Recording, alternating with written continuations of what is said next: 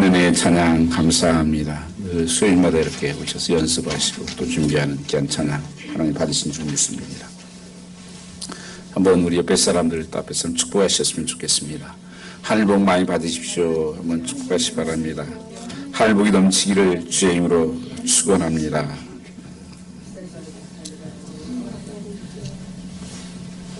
가을이 깊어가는 그런 계절입니다. 우리의 영혼도 좀 깊어가는, 또 우리의 영혼도 열매 맺어가는 그런 계절이었으면 합니다. 19세기가 끝나가던 1896년 초여름 새벽이었습니다. 33세 된 한 사나이가 미국 미시간주 자기 집 창고에서 개조된 엔진 하나에 마차를 붙여서 운전을 합니다. 대성공이었습니다. 그 2기통짜리 휘발유 엔진이었습니다. 그 이름을 포드 1호라고 붙였습니다. 그 사나이는 헨리 포드입니다. 그가 많은 사람들 앞에 이렇게 고백을 했습니다. 1세기가 가기 전에 모든 미국 사람들의 집집마다 이 차가 있을 것이고, 그리고 이 차가 모든 길을 돌아다닐 거라고 사람들은 다 비웃었습니다. 조롱했습니다. 다닐 길도 없고 다 마차 카우패스밖에 없는데 그건 불가능한 일이다, 그렇게 생각을 했습니다. 네, 여러분, 그런데 오늘 여러분이 오시면서 그 꿈이 이루어지는 그 운전을 하고 오신 것입니다. 우리 역사적 우리가 발명, 이렇게 꿈을 꾸는 사람, 오늘 비저널이라고 그렇게 말합니다. 그의 꿈은 이루어졌습니다. 그가 그때 당시에는 컨베어 벨트라는 게 없었습니다. 그렇게 대량 생산할 수 있는 그 기술이 없었는데, 그 컨베어 벨트라는 걸 만들어서, 조립 라인을 만들어서 그 연구를 해서 만들었고, 그 다음에 거기에 헌신이 들어가 있었다 하는 것입니다. 그래서 그는 비저널이라 그렇게 부르는 것입니다. 오늘 우리는 정말 중요한 비전의 꿈을 꾸었던 한 분을 더 소개해드리고 싶은 것입니다. 그것은 우리 주님이십니다. 예수님이십니다. 예수님은 이 땅에 오셔서 천국 복음을 전하러 오셨다고 그렇게 말씀하셨습니다. 그래서 하나님의 나라가 임하는, 하나님을 알지 못하는 사람들이, 어둠 가운데 있는 사람들이 그 빛을 보게 하고, 삶의 방향을 모르고 방황하는 사람들에게 바른 길 가는 구원의 길을 예비하고, 이런 꿈을 주님께서 늘 꾸셨습니다. 그래서 우리가 늘 주기도문에 고백하는 고백이 있습니다. 하늘에 계신 우리 아버지여, 이름이 거룩히 여김 받으시오며 나라의 임하옵시며, 그 나라의 임하옵시오는 이거는 come kingdom of God, kingdom, 그 하나님의 나라, 하나님의 다스리는 삶에 대해서 말씀했습니다. 여러분, 우리에게 이건 굉장히 중요한 기도입니다. 내 삶을 다스리는 삶, 그분이 왕이시고 그분이 다스리는, 통치하는 삶을 말하는 것입니다. 그래서 오소서 하나님의 나라가, 주기도 하면서 여러분 기억해야 될 것이, 하나님, 오늘 우리 가족에게, 하나님 교회에 하나님의 나라가 임하시옵소서. 그건 하나님 통치하여 주시옵소서. 다스려 주시옵소서. 그런 거예요. 남편을 기도하십니까? 하나님, 우리 남편을 다스려 주시옵소서. 아내를 다스려 주시고 우리 자녀들을 다스려 주십시오. 하나님이 통치하는 그 하나님의 나라가 임하게 해 주십시오. 그것은 하나님 왕이심을 고백하는 거예요. 이 천국된 삶. 그 찬송에는 495장에 초관이나 궁궐이나 내 주 예수 모신 곳이 그 어디나 하나님의 나라다. 킹덤의 라이프를 살아야 된다고 성경은 말씀하시면서 주님은 이 꿈을 꾸기 시작한 것입니다. 그런데 우리가 어떤 사람들은 다 누구나 꿈을 꾸는데 이루지 못하는 사람들이 있고 꿈을 이루는 사람들이 있습니다. 무엇이 그 결과를 만들까요? 어떤 사람은 개꿈만 꾸는 사람들이 있습니다. 그래서 참꿈을 이루는 사람들이 있습니다. 개꿈과 참꿈은요, 그것이 나만을 위한 것인가, 다른 사람들과 나를 위한 것인가, 하나님 영광을 위한 것인가 하는 것에 대한 구분입니다. 단순히 나만을 먹고 나만을 잊고 사는 거라면 그건 개꿈이에요. 그러나 참된 하나님이 주신 꿈은 이웃에게 유익이 되는, 복이 되는, 하나님께 영광이 되는 그 꿈을 꾸었다고 하는 것입니다. 헨리 포드가 모든 이 미국 사람들에게 이런 자동차를 살 수 있도록 편리함을 주신 꿈을 꾸었습니다. 그리고 희생을 했습니다. 왜 그러면 어떤 사람 그 꿈이 이루어지고 안 이루어지나? 꿈은 대가를 치러야 이루어집니다. 어떤 일을 이룬 가운데서도 희생이 없이 이루어진 적이 없어요. 그 세크리파이스가 없이 이루어진 적이 없습니다. 어떤 내가 꿈을 꾸면 거기에 대한 헌신이 있어야 됩니다. 거기에 대한 희생이 있어야 됩니다. 거기에 대한 노력이 있어야 한다고 하는 것입니다. 많은 사람들이 새해 되면 항상 꿈을 꿉니다. 그 꿈을 이루는 사람은 아주 소수예요. 그것은 꿈을 위해서 희생을 하지 않기 때문에 그렇습니다. 삶을 바꾸지 않아서 그러는 것입니다. 그 꿈은 개꿈이 되는 것입니다. 하나님은 복음을 듣고 예수를 믿어 하나님의 자녀가 되어 하나님 나라를, 그 가치관을 받아들이기를 원했다고 하는 것입니다. 이 하나님 나라의 삶은 가치관이 다른 거예요.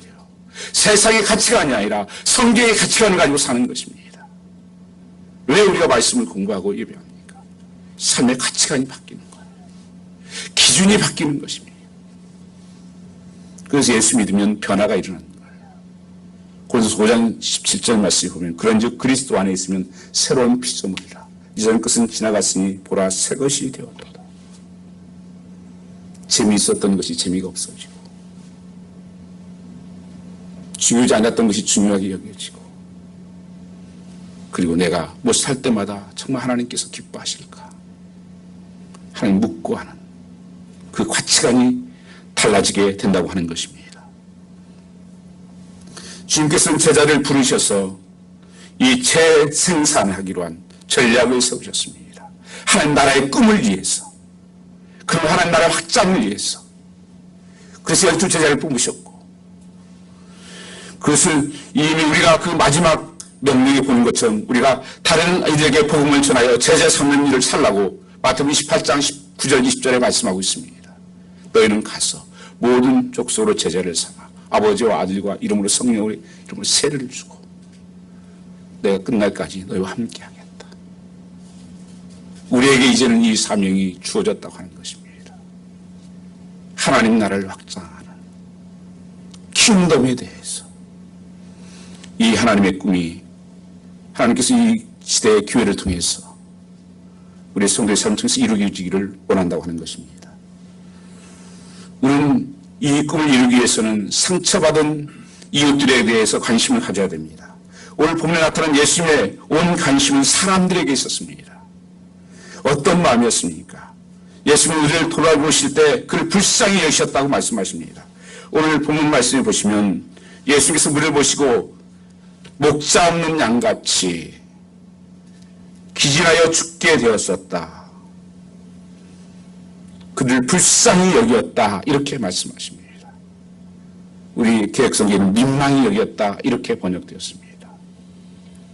주님께서 사람을 보았는데 그 그 영혼들을 보니까 목자 없는 양 같아서 거의 기진맥진을 죽게 되어 있는 모습을 보았습니다. 그래서 그들을 불쌍히 여겼고 민망히 여겼다는 것입니다. 여기서 민망히 여겼다고 하는 본래 단어는 컴패션이라는 단어입니다. 그래서 컴패션 성교도 있어요. 이 컴과 패션의 두 합성어예요. 함께 했다. 그 아픔을, 그 고통을. 그래서 떨리는 심장으로 사랑했다는 것입니다. 그 한 영혼을 볼 때 목자 없는 양, 그 양을 볼 때 주님께서는 떨었다는 거예요. 가슴이, 심장이 떨었다는 거예요. 왜요? 불쌍한 마음이 들어서, 민망한 마음이 들어서, 그 사람의 아픔을 내 아픔으로, 그들의 약함을 내 약함으로, 그들의 고통을 내 고통으로 받아들였다고 하는 것입니다. 그것이 주님께서 하나님 알지 못하는 영혼들에게 가졌던 그 심정이었습니다. 우리는 이 하나님의 나라의 꿈을 이어가는 사람들에게 꼭 필요한 것은 바로 이 예수님의 마음입니다. 예수 믿는다는 것은 예수님의 마음으로 산다는 것이에요. 여러분 살아가면서 참 바쁘고 분주한 가운데서 살아가면서 다른 사람에 대해서는 보지를 못해요. 그저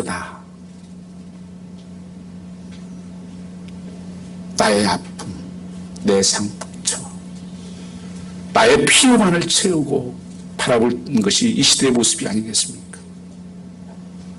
네, 여러분 좀 눈을 열어서 보시면 정말 아픈 분들이 너무 많죠. 상처와 아픔을 가지고 있는 사람들, 그 고통을 여러분들은 아십니까? 여러분 잘 보시면요, 남편의 아픔이 있습니다. 말 못하는 아픔이 있어요. 그것이 불쌍히 여겨져야 사랑이 가는 거예요. 아내의 모습 속에서 얼마나 힘듭니까? 이민 살면서 참 미국에 산다 보니까 가장 편한 게 언어가 통해야 되고 언어도 잘 안 통하죠. 일해야죠. 가정 살림 살아야죠. 돈 벌어야 하고 하나님 또 섬겨야 돼. 얼마나 힘든지 몰라요. 자녀들도 마찬가지예요. 여러분 보이지 않는 굉장히 미국에 차별이 있습니다. 여러분 영어를 해도 교회같이 팍팍하게 그렇게 합니까? 이런 속에서 살아간다는 것이 정말 힘든 일이에요. 이걸 정말 하나님 앞에서 바라보기 시작하면 그게 불쌍한 마음이 드는 거예요.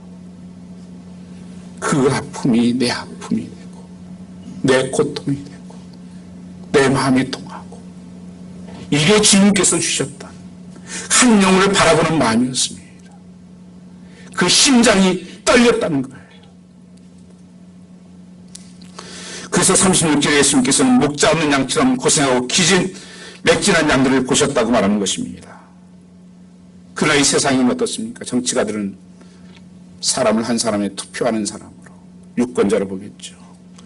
비즈니스 하는 사람들은 한 고객으로 보겠죠. 학교에서는 단순히 한 학생으로 보겠죠. 의사는 환자로 그냥 볼 것입니다. 그렇다면 지금 어떻게 보셨다고 하는 것입니까? 병들고 약한 자들로 보시는 것입니다. 그리고 민망히 여기셨다고 말씀하고 있습니다. 우리 삶 속에는 두 가지 삶의 타입이 있다는 것입니다. 골든 맥도날드는 이것을 이렇게 얘기했습니다.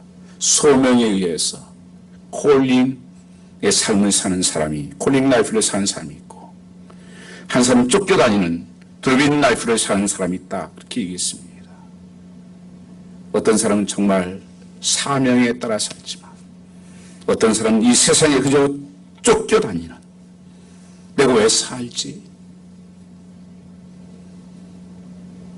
내가 지금 어디를 가지? 무엇을 하는지 도대체 모르겠어요. 공부하는 사람인지,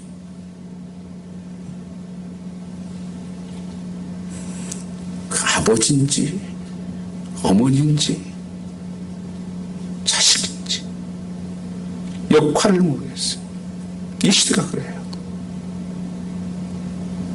이 시대가 참으로 자기만을 생각하는 그런 셀피시한 정말 이기적인 시대를 살아가고 있다고 하는 것입니다. 그래서 조금도 다른 사람의 관심에 무관심한 거예요. 다 내 일이 아니에요.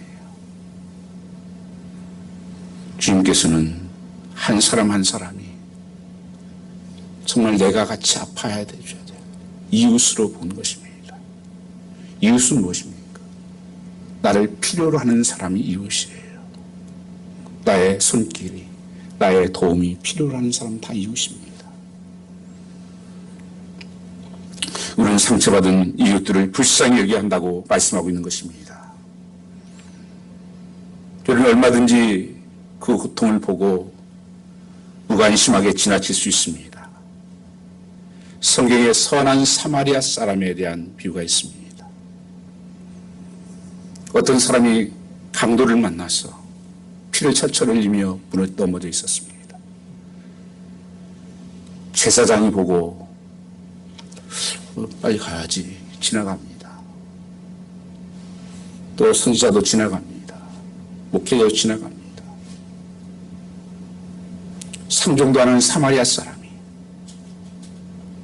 시간을 내서 돈을 내서 그를 싸매고 치료하고 주막에다 맡겨놓고 돈이 더 필요하면 내가 드릴 테니까 잘 좀 보살펴 주십시오. 그 사마리아 사람 주님께서 물으셨습니다. 누가 내 이웃이냐? 누가 내 이웃이 되느냐? 어쩌면 이 시대가 가정에서도 이런 제사장같이 사는 사람이 많죠. 나는 바쁜 사람이니까, 나는 중요한 사람이니까, 이 서로에 관심이 있습니까? 영혼에 대해 관심이 있습니까? 우리는 누가복음 10장 33절 말씀 보시면 그는 이렇게 고백하고 있습니다. 어떤 사마리아 사람을 여행하는 중 거기를 그를 보고 불쌍히 여겨 그 다음에 비로에 다가가서 그를 섬기는 사마리아 사람의 자비 액션이 시작된 것입니다. 여행한 중이라 불쌍히 그를 보고 불쌍히 여겼다. 우리의 눈이에요. 예수님의 마음의 눈이에요. 여러분 이 마음으로 보면 다 아파요. 다 상처들을 가지고 있어요.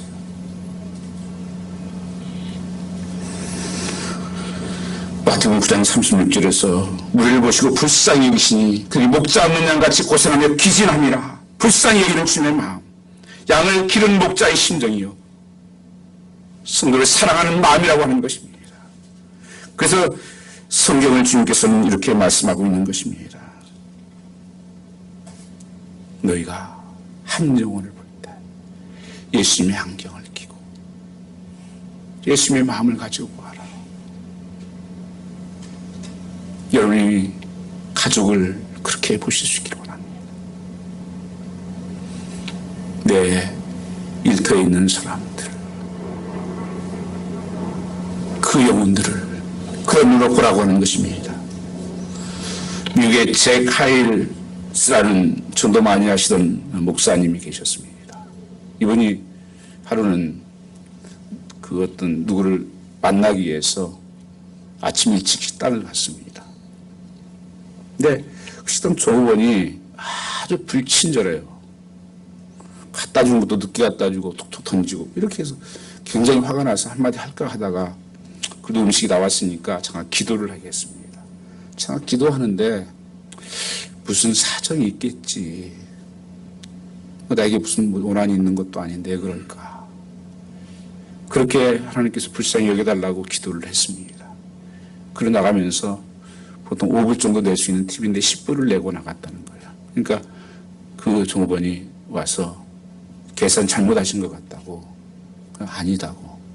오늘 당신 얼굴 보니까 무슨 일이 있는 것 같은데 불편해 보여서 내가 용기 내라고 조금 더 놓은 겁니다. 그분이 울면서 그러는 거예요. 죄송합니다. 불편을 드려서 죄송합니다.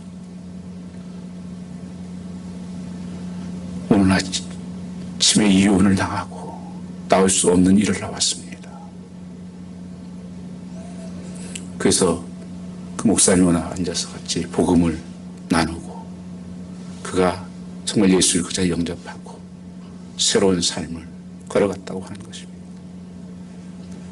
여러분, 한마디 한마디 속에 그 어떤 때는 불평이고 엄마의 가는 속에 나를 좀 바라봐 달라는 거 아니에요.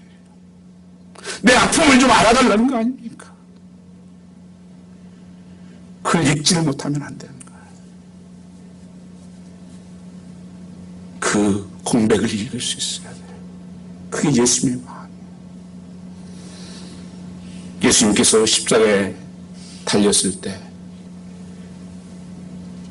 그 채찍에 때리는 그들을 향해서, 조롱하는 그들을 향해서 저들이 알지 못해서 주님 그러는 것입니다. 깨닫게 해주십시오. 알지 못해서 그러는 것입니다. 알지 못해서 그런 것이라는 겁니다. 그래서 주님께서는 불쌍한 마음이 그에도 있는 거예요. 때로는 가늠하다 잡힌 여인을 사람들이 돌로 쳐야 되지 않냐고 돌 들고 이럴 때 주님께서 바닥에 글을 쓰시면서 죄 없는 자가 돌을 들쳐라. 한 사람씩 다 내려놓고 도망갔습니다. 나도 너를 정죄치 않겠다. 다시는 죄를 범하지 말라. 주님의 그 불쌍히 여기는 마음이에요. 그 연약한 것을 알았습니다. 그 상처를 알았다고 하는 것입니다. 오늘 우리에게 정말 필요한 것이 무엇이겠습니까? 교회는 직분들이 있습니다. 장로님도 또 권사님도 집사님도 교사도 여러 가지 봉사가 있습니다. 저는 한마디로 말씀드리는 그것이 무엇일까? 성경 고린도서 말씀을 보시면 사도 바울이 이런 고백을 합니다. 교회에 1만 스승이 있으되 아비가 없다고. 여전히 저는 이 시대도 똑같다고 생각합니다. 스승은 뭐 하는 사람입니까? 말하는 사람이요, 가르치는 사람이요, 지적하는 사람이요. 이 시대에 그런 사람은 수없이 많아요.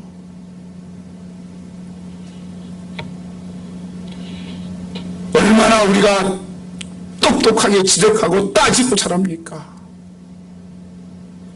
근데 하나님 찾으시는 사람은 스승이 아니에요. 교회는 아비의 마음을, 어미의 마음이 있는 사람을 찾는다는 것입니다. 그래서 직분이라고 하는 것은 한마디로 뭐예요? 아비의 마음을 품는 사람이요, 어미의 마음을 품는 사람입니다. 가정에서는 아비는 어떻게 책임을 질 줄 알고 가족을 양육하고 의외로 부모를 공경하고 자녀를 섬기고, 어미가 다 역할이 그거 아닙니까? 채워주고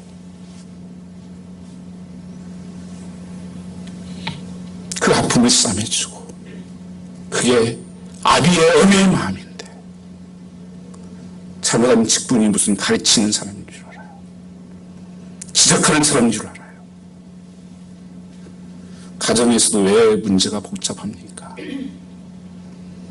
여러분, 결혼한 사람들 배우려고 결혼한 사람 있습니까? 나 좀 공부 좀, 남편에 가서 공부 좀 하려고 그런다고. 아내가 그런 분이 있어요? 난 좀 아내한테 좀 배우려고 결혼했다고. 그거 없어요. 그만하세요. 그거 되지도 않는 일을 왜 합니까? 사랑하라고. 돈 빌대라고. 그래서 하는 거 아닙니까? 애롭지 않게 해달라고. 날마다 그런데 가르치려고 나오고. 주님께서는 상처받은 영혼들을 다니시면서 주님의 놀라운 사역이 세 가지가 오늘 본문에 나옵니다. 9장 35절 한번 같이 읽어보겠습니다. 예수께서 모든 성과 촌에 두루 다니시면서 저희 해당에 가르치시며 천국 복음을 전파하시며 모든 병과 모든 약한 것을 고치시니라. 주님의 세 가지 사역이 뭡니까? 가르치고 티칭. 두 번째 선포 프리칭. 그다음 마지막에 뭐예요? 힐링. 주님의 사역은 세 가지예요. 가르치고 프리칭 말씀을 나누고 말씀을 전하고 그리고 약한 자를 고치시는.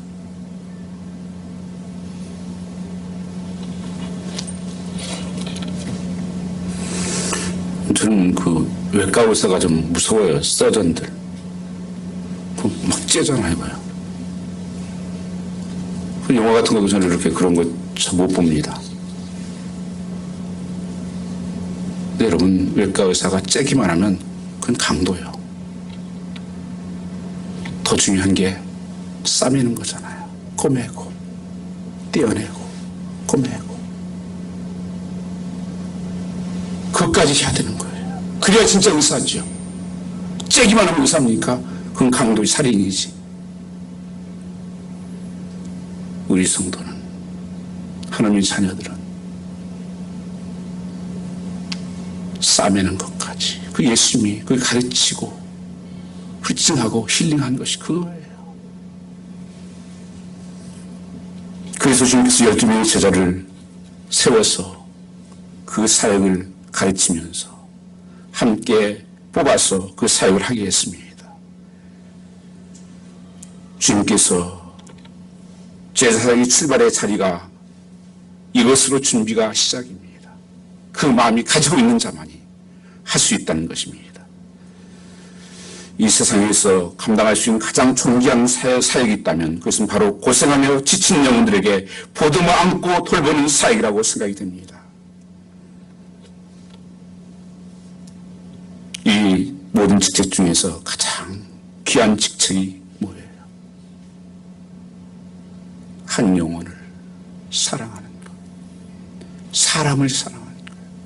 교회는 그래서 사람을 중요하게 여겨야 됩니다. 프로그램이 아니에요. 시스템이 아닙니다.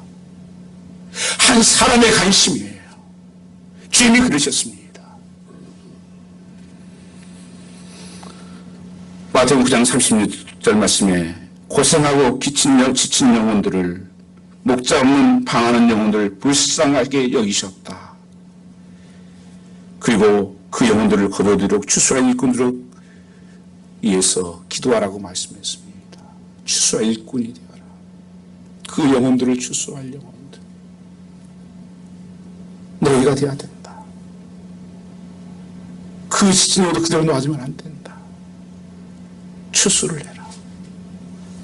기도를 하라고 부르시고 있는 것을 알 수 있습니다. 우리 10장 1절에는 또 그 일을 하기 위해서 하는 능력을 주시겠다고 말씀하고 있습니다. 우리는 작은 이 목자의 사명을 감당해야 됩니다. 10월 23일 우리가 새생명잔치를 준비하고 있습니다. 어떤 분은 그렇게 생각할 겁니다. 아이고, 내 코가 지금 석자요. 내 삶이 이런데 뭘 복음을 전하고 무슨 사명 얘기를 합니까? 내가 불행한데. 그렇습니까? 사도 바울은 고린도후서 6장 9절 10절 말씀을 보시면 그가 굉장히 많은 핍박을 받았습니다. 결혼도 한 적도 없고 수없이 맞고 굶주리고 배고프고 그 앞에 바로 나와요. 6장 9절 전절에 읽어보시면 나중에 그 부분이 나옵니다. 그런 상황에서 한 고백이에요. 같이 한번 9절 10절 읽어볼까요? 무명한 자 같으나 유명한 자요, 죽은 자 같으나 보라 우리가 살고, 징계를 받은 자 같으나 죽임을 당하지 아니하고, 근심하는 자 같으나 항상 기뻐하고, 가난한 자 같으나 많은 사람을 부유하게 하고, 아무것도 없는 자 같으나 모든 것을 가진 자로다. 사도 바울은 보면 너무 불쌍해. 앞에 보면요, 정말 다른 사람 볼 때 저 불쌍한 인간. 근데 사도 바울은 사람들이 보지 않는 것을 보았습니다. 보이는 것은 잠깐이요, 보이지 않는 것은 영원한 것이다. 그 고백을 하면서 나는 근심하는 자 같으나 내 마음은 항상 기쁘다. 배 맞고 힘들고 고통당해도 그 영혼을 사랑하는 마음 때문에. 가난한 자 같으나 나는 많은 사람을 부유하게 하는 자다. 아무것도 없는 자나 모든 것을 가진 자로다. 그래서 나는 누가 뭐래도 행복해. 그거예요. 여러분, 예수 믿고 이 행복 없습니까?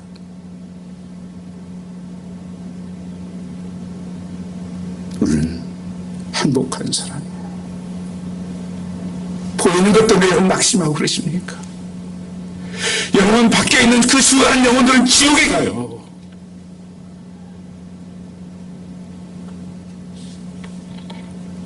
그 유명한 전도자 목사님이 시카고 거리를 걸어가다가 눈물을 흘려요. 그 교차로 이게 신호등에 있는 많은 사람이 건너가는 것을 보면서 옆에 같이 가는 분이, 아니 목사님 왜 우시냐고. 저 영혼들 지옥으로 가는 거 보이지 않냐고.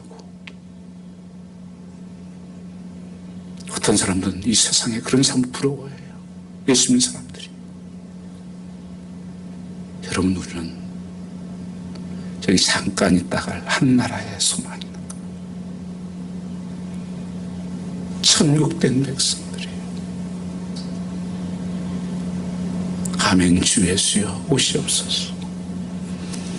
믿음의 사람들은 다 빨리 가고 싶었던 곳이에요. 이 세상에 뭐가 더 욕심이 있습니까? 저는 목회하면서 제가 여러분 이래도 별로 세상에 부러움이 별로 없는 사람입니다. 하나도 없는 건 아니에요. 뭐 큰 교회 됐다고 해서 뭐 그런 목사님 따위가 기죽지 않아요. 나름대로 미국에서 한 30년 살면서 룸메이트도 해보고 지하실도 살아보고 우리 다 12번 이상 했어요. 다 살아봤어요. 거기에 만족한 곳은 한 곳도 없습니다. 그 집은 내 집이 아니니까요. 이 집은 이게 불편하고 이 집은 저게 불편하고 이건 좋은데 이건 나쁘고. 이 세상 집은 그런 것이에요. 조금 사이즈 있는 교회에서도 저는 사역도 했습니다. 어느 정도 큰 교회도 지었고,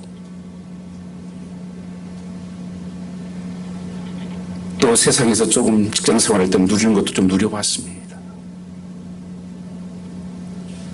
아무것도 가지고 할 것도 없어요.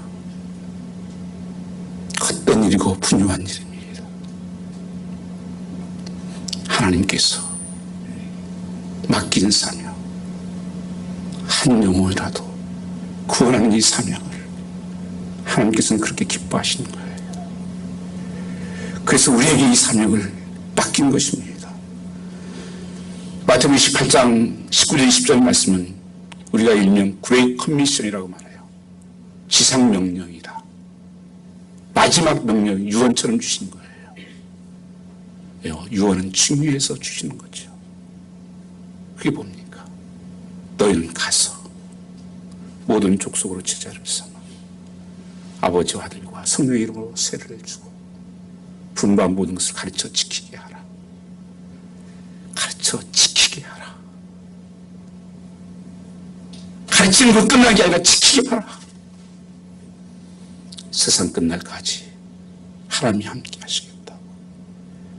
세상 것은 잠깐 있다 없어지는 것이요, 영원히 함께하는 하나님, 곧 우리가 갈 그 하나님의 나라를 소망하는 우리는 한 생명, 주님께서 그 생명을 사랑하는 것처럼 우리도 그 사랑을 가져야 된다고 하는 것입니다.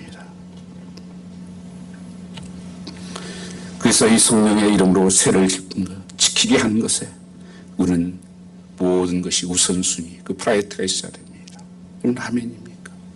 여러분 한 번이라도 여러분 정말 진지하게 복음을 전해본 적이 있습니까? 한 번 정말 평생 살면서 한 번이라도 진지하게 복음 전해서 여러분을 통해서 예수님의 사람이 있습니까?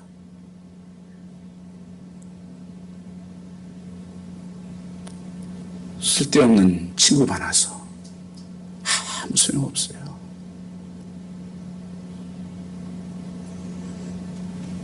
저도 한국에 있을 때 친구 많이 있었습니다.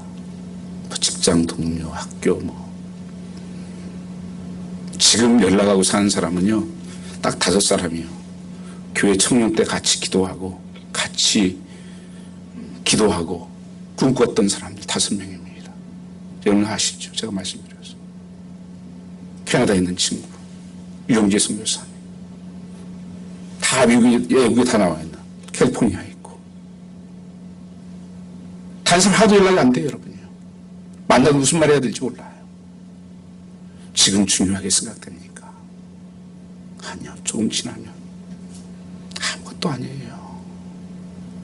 애들 장난감 어렸을 때는 그거 가지면 그게 생명인 줄 알죠. 조금 지나면 다 쓰레기요. 저도 제 집에 있는 것들을 가만히 책들을 이렇게 바라봐요. 책 욕심이 있어서 책을 좀 많이 샀고 또 공부도 해야 될 필요할 책들이었지만 그렇게 버렸는데도 야 이거 어떻게 정리하지? 누가 줘도 갖다 가지고도 않을 책인데 그 한 권 살 때 발발 떨고 샀어요. 다요. 영원한 것들 위해서, 영원히 하나님 기억하는 것들 위해서 살아야 되지 않겠는가 하는 것입니다. 하나님께서 그럼 어떻게 그 사역을 이루가게 하셨는가? 38절 한번 같이 읽겠습니다. 같은 9장 마지막 절입니다. 같이 읽겠습니다. 그로 추수하는 주인에게 청하여 추수할 일꾼들을 보내어 주소서 하라 하시니라. 추수할 일꾼들을 보내어 주소서 하라. 기도하라고 말씀하고 있는 것입니다. 여러분, 이 하나님의 사역은 절대 우리 힘으로 되지 않아요. 기도함으로 이루어집니다. 내가 능력이 없다고요. 제가 오늘 아침에 늘 하는 기도였어요. 하나님, 넌 능력이 없고 어떻게 할 줄 잘 모릅니다. 하나님 도와주십시오. 근데 문득 생각이 그래요. 야, 능력이 없는 건 괜찮다 그래요. 포기하지 마. 사도 바울이요, 약할 때 강함이라는 거예요. 길이 없을 때 기도하게 돼 있어요. 방법이 없을 때 기도하게 돼 있어요. 기도가 능력이에요. 내 능력이 아니에요. 그건 하나님이 하시는 일이고 성령의 일입니다. 그래서 주인에게 청하여 기도하라고 말씀하고 있는 거예요. 추수와 일꾼을 보내주십시오. 하나님, 내가 가겠나이다. 내가 그에 순종하겠습니다. 하나님께서 기도하면 그 능력을 주십니다. 감당할 힘을 주십니다. 어젯밤에 제가 이렇게 여러분들에게 카톡 하나 이렇게 보내주신 거지, 동영상. 저도 그 전도사 아는 전도사님 보내주셔서 좀 들었습니다. 저도 좀 새로운 사실을 많이 알았어요. 이승만 대통령이 저는 그 정도까지 이렇게 믿음이 있는 분인지는 몰랐었어요. 나라의 그 건국을 세우기 위해서 그 시리즈로 그분 목사님 찾으면 쭉 시리즈로 쭉 있어요. 한번 나중에 더 보십시오. 새롭게 제가 좀 생각을 했습니다. 그 한 분의 하나님이 하셨지만 역할을 통해서 한국이 세워졌구나. 공산화되지 않고 한국이 버티었구나 하는 것을 생각하게 했습니다. 오늘 여러분 한 사람이, 그 믿음의 한 사람이 한 나라를 세울 수 있던 것처럼 오늘 여러분 한 사람이 중요합니다. 죽어가는 영혼들을 살리는 이 일에 여러분이 함께 할 수 있는, 그리고 함께 기도할 수 있는 여러분 되시기를 주님으로 축복합니다. 10장 1절 한 절 더 읽겠습니다. 10장 1절입니다. 예수께서 그 12 제자를 부르러 귀신을 쫓아내며 모든 병과 모든 약한 것을 고치는 권능을 주십니다. 우리 능력이 없다고요? 하나님께서 권능을 주신다고 말씀하십니다. 복음 전하는 자에게 하나님께서 부으시니 권능을 주세요. 능력을 주세요. 하나님 능력을 내주시는 거 아세요? 복음 전하라고 주시는 거예요. 그러니까 여러분, 복음 안 전하면서 능력 달라고 절대 안 줘요, 하나님이. 그걸 뭐하러 주겠어요? 시험이 가라고 주는 거예요? 아니에요. 그래서 복음 전할 때마다 그런 역사들이 많이 나타나요. 실제적으로 지금도 그래요. 성결이라든지 그런 데 가서 복음 전하다 보면 우리가 알지 못하는 모든 역사들이, 기적이 나타납니다. 오늘도 여전히 하나님은 살아계신 하나님이고, 그리고 정말 하나님 말씀을 담대히 하나님 말씀을 증거할 때 어떨 때는 귀신들이 나가기도 하고 죽은 자가 살아나기도 하고 병든 자가 치료받고 이 역사가 하나 일어난다는 거예요. 주님께서 제자리에 그 능력을 주셨습니다. 그냥 나가는 게 아니에요. 하나님께서는 오늘 또 우리에게 이 능력을 부어주시기를 원하신다고 하는 것입니다. 그래서 우리에게 중요한 것은 이 복음을 들고 나가서 전하는 거예요. 너희는 가서 모든 족속으로 제자를 삼아라. 가을은 추수의 계절입니다. 열매의 계절입니다. 가을의 기쁨은 열매가 있기 때문입니다. 여러분 삶에, 여러분 가정에도 이런 풍성한 열매가 좀 맺혔으면 좋겠습니다. 회복의 열매가, 구원의 열매가, 생명을 살리는 열매가. 예수님께서 죄인 하나가 회개하면 하늘에 회개할 것이 없는 의인 99을 인하여 기뻐하는 것보다 더 기뻐한다고 말씀하셨습니다. 이 기쁨은 오늘 우리의 기쁨이 되고 소망교회 되고 하나님의 기쁨이 될 것입니다. 오늘 하루도 정말 이 말씀을 통해서 여러분이 일어날 수 있는, 움직이는 여러분 되시기를 주님으로 축복합니다. 찬양 마치드리겠습니다.